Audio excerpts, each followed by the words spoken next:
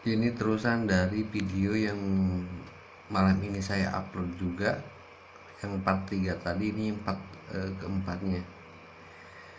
Ini ekuitas sekarang sudah berubah drastis, berubah total. Bisa teman-teman lihat, ya kan? Dan ini akun historinya.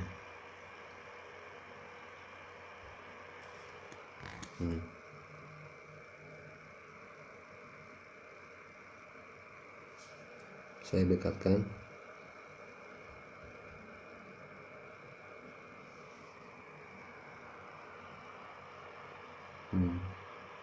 Bisa dilihat dengan jelas ya.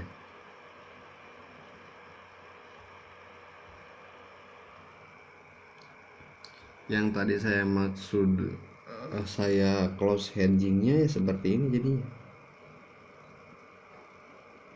Ini perpaduan antara scalping dan hedging. Jadi yang memanage itu kita sendiri. Kita memanage akun kita sebaik mungkin agar tidak, kalaupun kita salah menganalisa, kita sudah kasarannya kita sudah tahu apa yang harus kita lakukan. Jangan dibiarkan, karena trading itu bukan untung-untungan. Harus seenggaknya kita mengetahui lah dasarnya atau tekniknya terhadap trading itu sendiri kayak gimana, baik teknikal, baik analisa teknikal, baik analisa fundamental. Bisa dilihat sama teman-teman sendiri, jamnya, tanggalnya, waktunya sama dengan yang tadi saya upload. Ini jam dan waktunya. Di part ketiga itu saya kan upload ketika ekuitas saya belum nambah seperti ini. Tadi kan saya merosot tajam karena volumenya juga terlalu besar. Tidak saya sarankan volume sebesar ini, karena kalau mau volume sebesar ini ya siap-siap aja. Ini harga masih bergerak, akan kemungkinan besarnya harga akan balik lagi ke sini, minimal ke sini dulu. Nah, kalau ini memang bisa ditembus, dia akan terus melanjutkan kenaikan. Tapi kalau nggak berhasil ditembus, berarti yang baik ini, yang ini kan baik.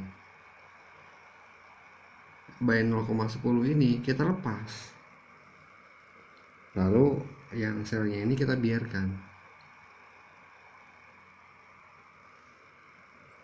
Dan intinya memang harus sabar menunggu. Psikologis kita harus ditata juga.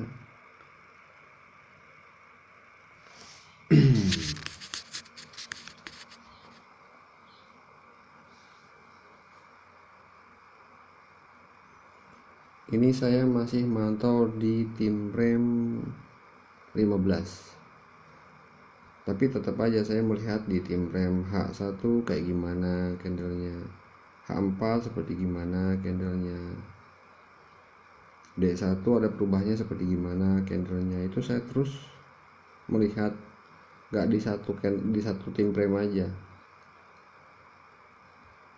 Saya melihat di tim frame yang memang dari mulai M15 sampai D1.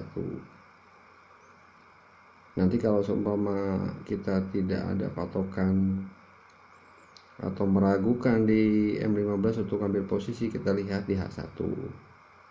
Di H1 masih meragukan, kita lihat di H4.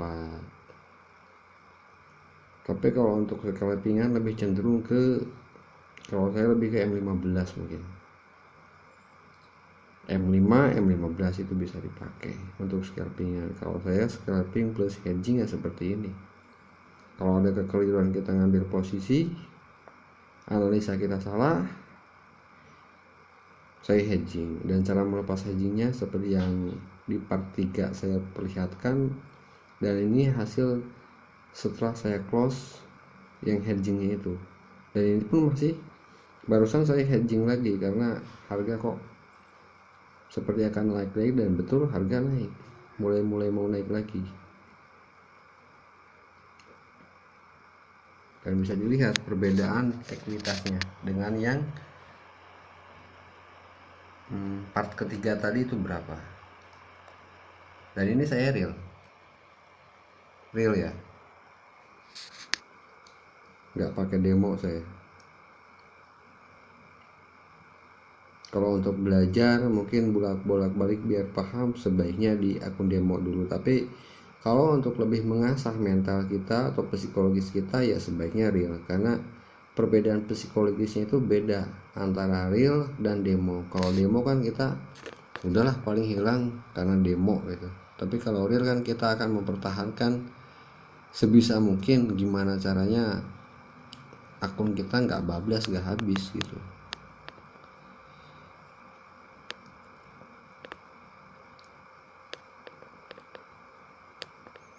Dan saya selalu membandingkan seperti ini. GBP USD, ini GBP USD nih. Ini GBP USD candlenya seperti ini, dia 15. Ini USD CHF seperti ini. Ini Euro USD seperti ini. Dan otomatis biasanya yang saya amati, kalau USD CHF turun atau naik, Euro USD biasanya turun kalau USD CHF naik. Tapi kalau USD CHF turun, euro biasanya akan naik. Kadang-kadang kita melihat di GBP naik tapi euro kok tetap diam, malah sebaliknya malah euro turun gitu. Kadang-kadang seperti itu kalau di GBP USD. Tapi kalau kita mau melihat perbandingan ke pair yang lain, ya lebih baik saya sarankan melihatnya di USD CHF. Kalau saya ya.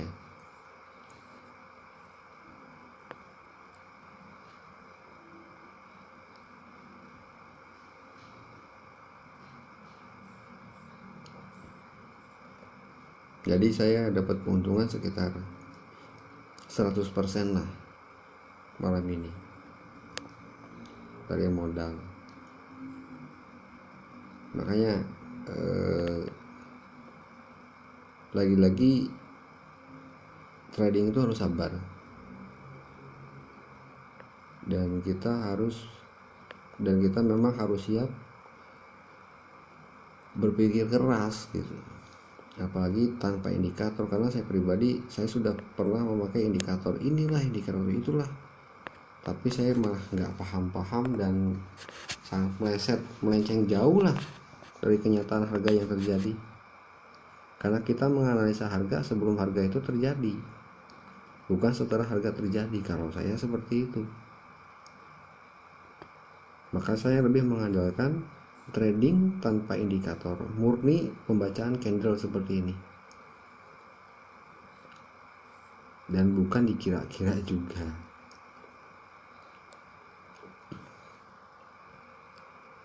Ini kemungkinan terbesarnya harga akan balik lagi naik ke sini. Paling terdekatnya areanya sini, terdekat harga tertinggi ketika tadi melonjak naik. Dan saya sudah menyiapkan, sudah saya hedging kembali di sini. Ini area hedging saya.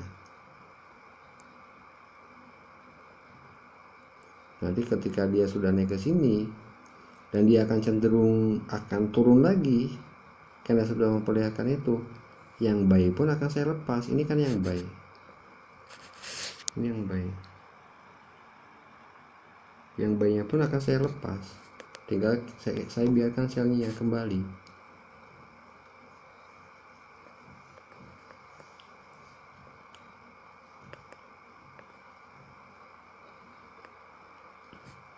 Ini trading simple, nggak ribet, nggak terlalu banyak ini itu, nggak terlalu banyak teknik, cuma satu tekniknya, melihat singgungan harga, mengawasi singgungan harga. dan menghitung singgungan harga sampai di mana. Ini bisa kita lihat yang tadi. Ini di sini. Sedangkan harga tertinggi di sini. Otomatis harga balik lagi ke bawah karena nggak berhasil menembus yang ini. Yang saya bilang tadi di part ketiga itu. Nah, ini. Ini kan harganya di sini. Sebenarnya harga tertingginya. Harga tertingginya kan di sini. Ini nggak berhasil ditembus tuh. Akhirnya kan dia turun lagi. Nah, kalau harga mencoba lagi meneruskan kenaikannya, dia harus berhasil melewati di sini. Kalau di M15 di sini nih. Saya ambil garis trendingnya. Nah, di sini nih. Ini M15 nih. Itu kalau dia mau terus meneruskan, kalau euro mau meneruskan kenaikannya.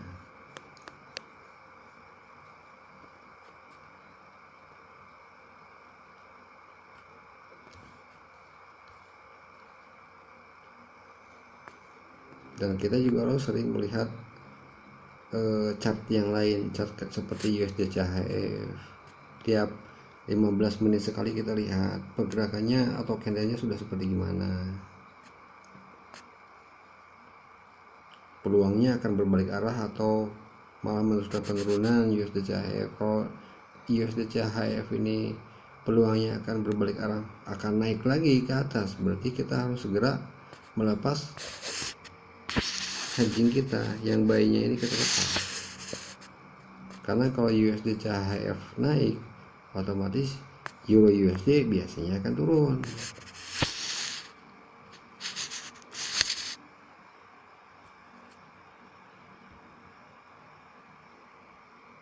Oke ya teman-teman, cukup sampai di sini dulu ya malam ini.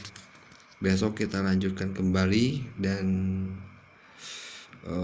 bantuan subscribe-nya aja deh, biar saya selalu bersemangat untuk membuat video soal trading ini. Kalau ada kekeliruan, ada kesalahan, mohon dimaafkan karena saya juga masih sama-sama belajar. Kita di sini, saya di sini niatnya hanya berbagi aja, dan semoga teman-teman yang bergerak di bidang trading juga diberikan kelancaran sama Allah. Oke, kita lanjut besok ya teman.